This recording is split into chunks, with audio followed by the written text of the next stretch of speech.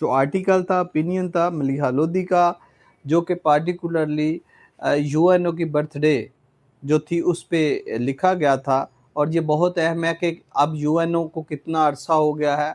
अगर वो 40 ईयर हो गए हैं तो इससे आप ये भी अंदाज़ा लगा सकते हैं कि सॉरी, अगर 80 ईयर्स 40 नो, अगर 80 ईयर्स हो गए हैं तो इसका मतलब है कि इसकी बर्थ जो है वो कब हुई है। आज से 80 बैक पे चले जाएं तो ये 1945 की बात जी, 1945 की बात है, यूएनओ जब एग्जिस्ट हुआ था, और आज 80 ईयर्स। मतलब ये सारी चीज़ों को कनेक्ट करते हुए आप किसी कंक्लूजन पे कहीं ना कहीं पहुंच सकते हैं। ज़रूरी नहीं है ईच एंड एवरीथिंग आपको याद हो, बट इससे कुछ चीज़ें आप ड्राइव करके जा सकते हैं किसी फाइनल कंक्लूजन की तरफ। अच्छा, यूएन्स अपोस्ट्रॉफी डाल के यूनाइटेड नेशंस बर्थडेज बिल्यू। अब बर्थडे बिल्यू जो है ये इस्तेमाल होता है कि किसी की बर्थडे पे कोई अजियत होना, किसी को अच्छा ना लगना। किसी आम शख्स की बर्थडे बिल्यू भी हो सकती है कि फीलिंग सैड ऑन बर्थडे, यानी जी ख्वाहिशात पे पूरा ना उतरना, या किसी की बर्थडे पे कोई अच्छी फीलिंग्स ना आना। कोई लीडर भी हो सकता है, जैसे कई ऐसे नोटोरियस किस्म के लीडर भी गुजरे हैं, तो उनकी बर्थडे पे लोग जो है कुछ ज़्यादा तो वो बिल्यू बर्थडे या वो कोई बर्थडे जो है उस पे लोग खुश नहीं हैं, या वो एक्सपेक्टेशन पे किसी का ना उतरना या डिसअपॉइंट होना, being disappointed. At the heart of UNA dysfunction. अब यूएनओ का क्या रोल है, तकरीबन ये डिसफंक्शन हो चुकी है, खराब हो चुकी है, बेकार हो चुकी है, नकारा हो चुकी है। Lies the security council paralyses. यहाँ सिक्योरिटी काउंसिल क्या है, वो भी मफलूज हो चुकी है। पैरालाइज का टिपिकल मीनिंग हम जो लेते हैं, किसी पार्ट ऑफ बॉडी का मफलूज हो जाना, डिसेबल होना, अनफंक्शनल हो जाना। यहाँ पैरालाइज का मतलब है कि वो प्रॉपर काम नहीं कर रही, क्रैश हो चुकी है, किसी का इनकैपेसिटेटिव होना या इनकैपेसिटेशन होना। The UN makes 80 years of its founding in a state of uncertainty। अभी जो यहाँ देखिए, जहाँ राइटर का कोई भी एक मकसद होता है, अगेन मैंने कहा कि अगर आप डेप्थ में जाकर उसे अंडरस्टैंड करने की कोशिश करेंगे कि 80 ईयर्स ही इसकी गैर यकीनी में गुजरे हैं। अगर इसे गौर से देखेंगे कि यूएनओ ने जब से ये बार्न हुई है, यानी 80 साल से, इसका इसी तरह ही रोल जो है वो ड्यूबियस ही रहा है, प्रेजुडिस ही रहा है, बायस ही रहा है। और हमेशा अदारा एक जहाँ जिस जगह होता है और जिस जगह से वो फंडिंग ले रहा होता है, और जो इन्फ्लुएंसर है वो उस पर हमेशा अपना इन्फ्लुएंस रखता ही है। तो ये कभी कम हो गया, कभी ज़्यादा हो गया, लेकिन अब सूरत हाल बिल्कुल डिसफंक्शन की तरफ जा रही है, इसकी पैरालाइजेशन की तरफ जा रही है यूएन की। The UN marks 80 years of its founding in a state of uncertainty with its credibility। अब अनसर्टेनिटी भी है और इसकी क्रेडिबिलिटी पे भी क्वेश्चन मार्क है। इंक्रीजिंगली इन क्वेश्चंस, इसकी साहत पे बहुत ज़्यादा सवालिया निशानात हैं कि क्या ये दायरा रहना चाहिए, क्या कोई फंक्शनल है, क्या ये ऑपरेशनल है, क्या वाकई जिस मकसद के लिए इसे कॉन्स्टिट्यूट किया गया है ये फुलफिल करती है। आगे चल के लास्ट में थोड़ा सा लंबा आज आर्टिकल ज़रूर हो जाएगा, लेकिन लास्ट में जो है इसका एक बहुत अच्छा मैकेनिज्म बताया गया है कि इसको कैसे इसके स्ट्रक्चर को अगर कोई चेंज करना है तो वो कैसे किया जा सकता है।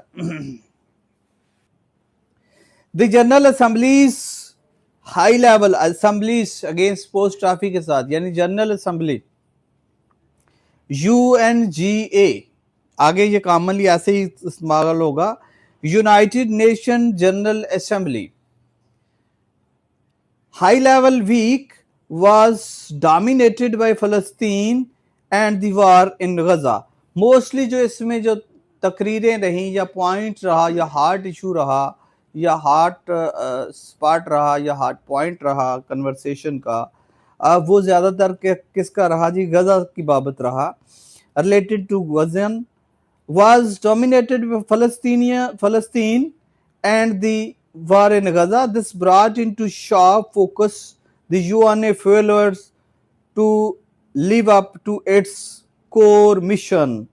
अब एक तो है कि इसका जो जितनी भी तकरीरें हुई या जो भी यहाँ वोकल लोग हैं उन्होंने आके इसको क्रिटिसाइज भी किया, तो मेन चीज़ थी कि ये तवक्कुआत पे या उस म्यार पे पूरा उतरने में फेल हो चुकी है। ये है जी लिव अप टू, ये फ्रेजल वर्ब है लिव का, ये होता है किसी की एक्सपेक्टेशन, फुलफिल एक्सपेक्टेशंस, तवक्कुआत को पूरा करना या तवक्कुआत पे पूरा उतरना। अच्छा जी, ये है जी लिव अप टू, जो इसका मकसद है उसको वो ये पूरा नहीं कर रही। Its core missions and primary responsibility, जिस मकसद के लिए, कोर होता है मेन, जिस मकसद के लिए ये बनाई गई है, उसकी ये अहम जो ड्यूटीज हैं, फ्राइज हैं, उसको पूरी तरह से ना तो ये मेंटेन कर रही है और ना ही उसको चला रही है। अब maintaining international peace and security, दो बातें थी कि सिक्योरिटी प्रोवाइड की जाए उन स्टेट्स को, वल्नरेबल स्टेट को, कमज़ोर स्टेट को, या वो स्टेट्स जिनके साथ ज्यादती हो रही है, जैसे कि गजा के इशू को हम देख लें, यूक्रेन की वार को देख लें। यूक्रेन की वार के भी साथ भी, यूक्रेनियन के साथ भी एक तरह की ज्यादती ही हो रही है अगर देखा जाए, क्योंकि हमारा हार्ट इशू ज़्यादा आजकल दुनिया का गजा की तरफ है।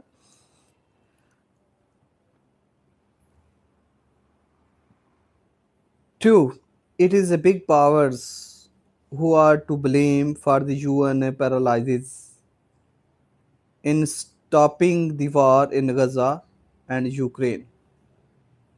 But UN inaction and lack of activist, हाँ ठीक है, कुछ बड़ी पावर्स का रोल है जो कि इन जगबंदी में वो अपना रोल अदा नहीं कर रही, लेकिन इसके साथ जो यूएन है उसे भी अपना रोल जो है अदा करना चाहिए जो उसका बनता है, और उसकी एक जो खामोशी है वो भी एक किस्म की इम्प्लाइड परमिशन है to genocide the Gazan people. But UN inactions and lack of activist diplomacy on issues of war and peace have left its reputation damaged. एक तो है कि इनएक्टिव है डिप्लोमेटिकली, और दूसरा क्या है कि इसका इंटरेस्ट भी उस तरह नहीं है जैसे होना चाहिए इन सब इश्यूज पे, और जितने भी इसके मेंबर स्टेट्स हैं उनको ऑर्गेनाइज करे और इस पे अमल दरामद करवाए। यूएन सेक्रेटरी जनरल, क्या है सेक्रेटरी जनरल आप बताइए। अभी ये मोबाइल पे कोई और गेम देख लें, गेम देख रहे थे, आगे ही तो लिखा हुआ है यूएन सिक्योरिटी जनरल, आप बताइए सर, साथ जो अकम्पलिस थे।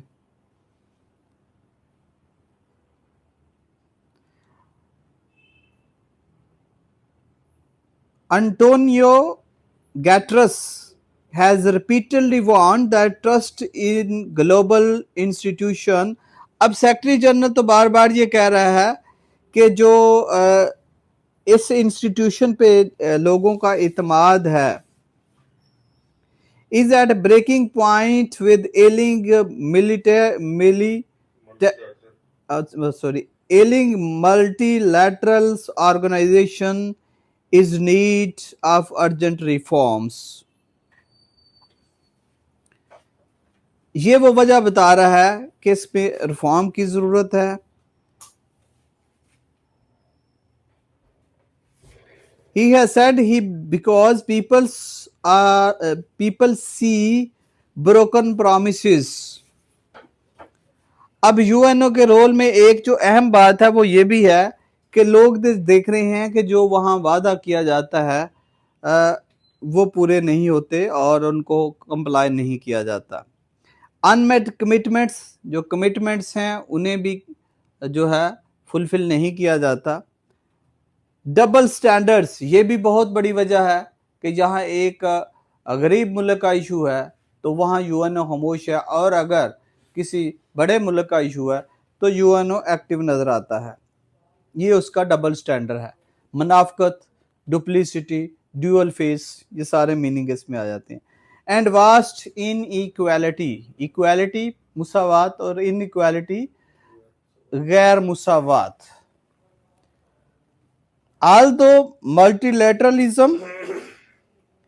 मल्टीलेटरलिज्म होता है जी कसीर जाती, एक से ज्यादा जिसमें एक से ज्यादा या दो से ज्यादा जिसमें क्या हो, ममालिक हो, कंपनीज भी हो सकता है, जिसमें पार्टनर हो सकता है, इक्वलेंट।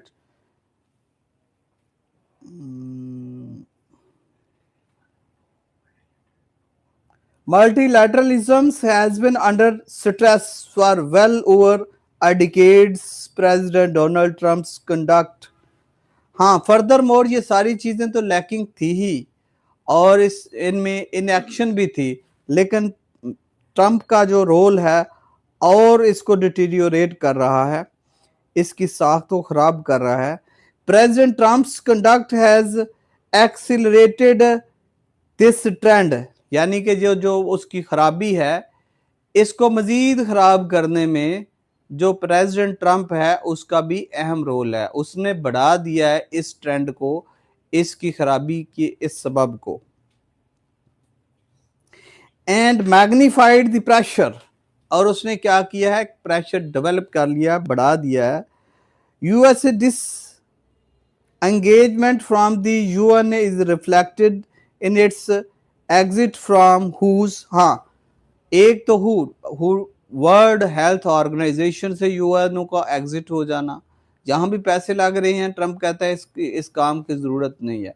क्लाइमेट चेंज की बात करें तो वो ट्रंप कहता है कि इससे बड़ा फ्रॉड कोई नहीं है, ये सबसे बड़ा धोखा है, क्योंकि जब उसे ये नजर आता है कि यहाँ ये पैसे जा रहे हैं तो वो कहता है नहीं इस काम की जरूरत ही नहीं है। UNESCO, UNRWA, Relief and Works Agency for Palestinian Refugee, and decision to stop funding and withdrawal from the Human Rights Council.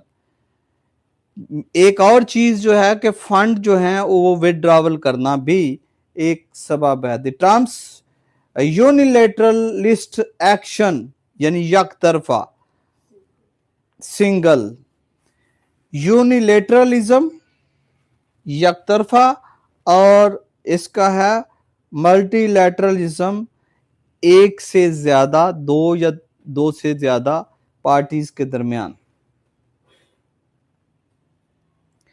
Action has also shown contempt for the principle of a UN character.